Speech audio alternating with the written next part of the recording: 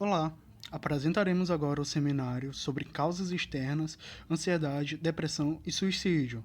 Os componentes são Deilen Juno, Matheus Menezes, Rafael Zamorano, Vitor Bruno. Iniciaremos pela conceituação de causas externas. As causas externas são traumatismos, lesões ou qualquer outros agravos à saúde. Eles podem ser intencionais ou não. De início súbito e como consequência imediata de violência, outra causa exógena, ela traz malefícios à saúde. Dentro delas, inclui-se as lesões provocadas por eventos de transporte, homicídios, agressões, quedas, afogamentos, envenenamentos, suicídios, queimaduras, lesões por deslizamento ou enchentes, e por outras ocorrências provocadas por circunstâncias ambientais, por exemplo, mecânica, química, energia térmica, energia elétrica ou radiação.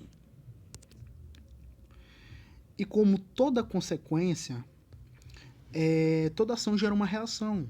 E com as causas externas não são diferentes. Elas podem gerar consequências mortais, assim como enfermos e malefícios. E nisso a gente tem a ansiedade. E o que é a ansiedade? A ansiedade, ela pode levar à depressão, né? E a depressão, consequentemente, também pode levar à ansiedade. E, se não tratado, os dois podem levar uma pessoa a cometer um suicídio. E o que é a ansiedade? Ansiedade ou transtorno de ansiedade é um termo geral para vários distúrbios psicológicos que causam nervosismo, medo, apreensão e preocupação. As causas, geralmente, elas são caracterizadas por diversas causas, que sozinhas ou de forma combinada, né, podem vir a desencadear um transtorno de ansiedade, tais como traumas, estresses, problemas genéticos, como, por exemplo, má formação, doenças físicas também, como, por exemplo, a pessoa sofre uma queda e fica paraplégica. E como consequência, ela pode desenvolver depressão ou a depressão pode desenvolver um transtorno de ansiedade, vice-versamente, né? E a prevalência no Brasil, o Brasil é o país com a maior taxa de pessoas com transtorno de ansiedade no mundo inteiro. 9,3% dos brasileiros têm algum transtorno de ansiedade, o que faz com que tenha uma alta prevalência. Aqui temos um controle básico de 5 maneiras para controlar a ansiedade, que é através do controle da respiração, método de escrever ajuda a redirecionar as preocupações. Depressão. Primeiro, iremos saber o que é depressão. Depressão ou transtorno depressivo maior é uma doença comum e séria que afeta negativamente como você se sente, como pensa e como age. Quais são as suas causas? De forma geral, é causada por alguma situação perturbadora ou estressante que ocorre na vida, como a morte de um familiar, problemas financeiros ou divórcios. No entanto, também pode ser provocada pelo uso de alguns remédios, como Prolopa ou, em caso de doenças graves, como câncer ou HIV, por exemplo. A sua prevalência. A depressão afeta 4,4% da população mundial, sendo que a taxa no Brasil é de 5,8%, atingindo assim a marca de quinto país com maior índice de prevalência. Sendo assim, a depressão é uma doença que afeta 4,4% da população mundial e 5,8% dos brasileiros, sendo o quinto país com maior índice de prevalência e o primeiro país com maior índice de transtorno de ansiedade.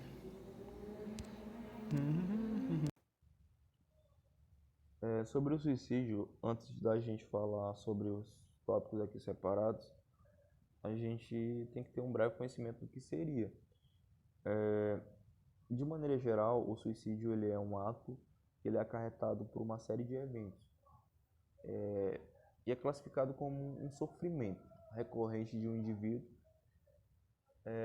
E esse sofrimento ele é dividido entre insuportável, inacabável e inescapável, a ponto do indivíduo ele não encontrar, ele não conseguir encontrar outros meios ou soluções para os seus problemas e ver o suicídio como sua única rota de fuga. Partindo para o conceito da OMS, o suicídio ele simplesmente é o ato da pessoa tirar a sua própria vida. E é algo considerado multifatorial, ou seja, não é uma única causa que eventua o suicídio. São vários fatores envolvidos ali e interrelacionados. Dentre eles estão os mais comuns: o fator cultural, onde o indivíduo, a pessoa, ela pertence a uma classe social que sofre forte pressão ou preconceito, como, por exemplo, a classe LGBT. Tem o fator também social, onde a pessoa ela não consegue se encontrar na sociedade, ela não consegue se encaixar em determinado grupo e vive uma vida, na maioria das vezes, isolada. Tem o fator econômico, tem o fator psicológico, psiquiátrico, onde a pessoa ela é acometida de algum tipo de transtorno, como a depressão e a ansiedade, que são um dos maiores causadores de suicídio no mundo, dentre outros.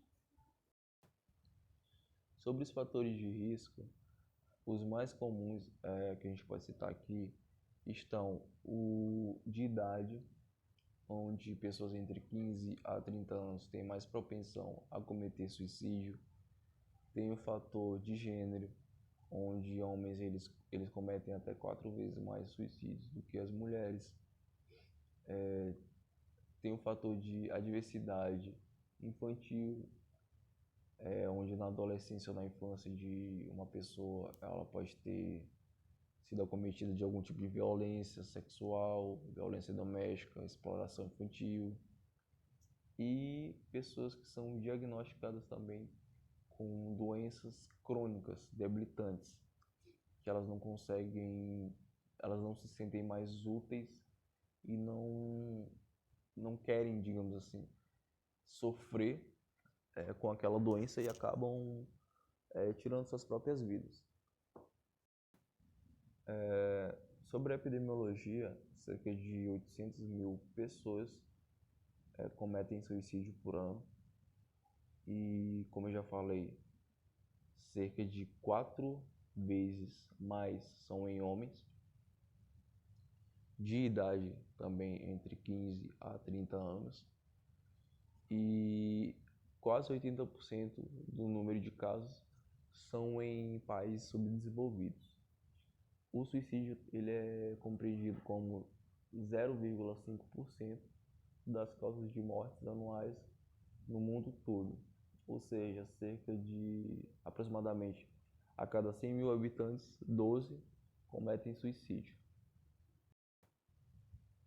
No Brasil não tem muita diferença, não foge muito do padrão mundial. Cerca de 10 a 12 mil pessoas cometem suicídio por ano e quase 80% delas são homens. De idade também entre 15 a 30 anos, ou seja, jovens. E entre as causas mais comuns estão a depressão e ansiedade e o uso abusivo de substâncias como álcool e drogas. Um dos fatores preocupantes também sobre a epidemiologia no Brasil é que em um dos últimos comparativos feitos entre o ano de 2010 a 2016, o número de casos anuais no Brasil cresceu cerca de 7%, em comparação com o índice anual desse mesmo período, que caiu quase 10%. E isso abriu os olhos das organizações de saúde do Brasil e começaram também a promover campanhas e movimentos para fomentar esse tema, que até hoje é considerado um tabu na nossa sociedade. E um desses movimentos citados, que a gente pode ver muito comum hoje em dia, é o Setembro Amarelo, que é um mês de conscientização, onde são feitos debates e ações para promoção de saúde sobre o suicídio.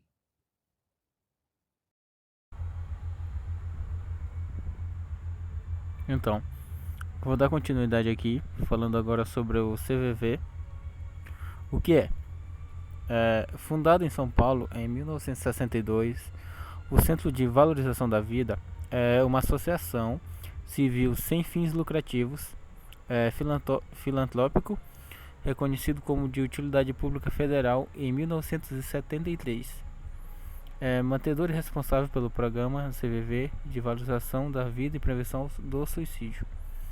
Desenvolvido pelos postos do CVV em todo o Brasil, através dos postos espalhados por todo o país, presta-se serviços voluntários e gratuitos de apoio emocional, que é oferecido a todo tipo de pessoa. Em 1977, começou a expandir-se para outras cidades do país, estando hoje em quase todas as capitais e diversas cidades do interior do Brasil. São aproximadamente 110 postos e cerca de 3.400 voluntários que se revezam para o atendimento 24 horas por dia nos 365 dias do ano, não importando os domingos e feriados. Os meios de contato. Esse atendimento é prestado pelo telefone 188, que é grátis para todo o Brasil, também pelo e-mail e pessoalmente nos postos, e agora também via chat, sendo a primeira entidade do gênero no mundo a prestar atendimento via chat. A história do CVV está registrada no livro Como Vai Você? CVV 50 anos, ouvindo pessoas, da editora Aliança. No dia 10 de março de 2017, o Ministério da Saúde firmou uma parceria com o CVV, permitindo que as ligações se tornassem gratuitas.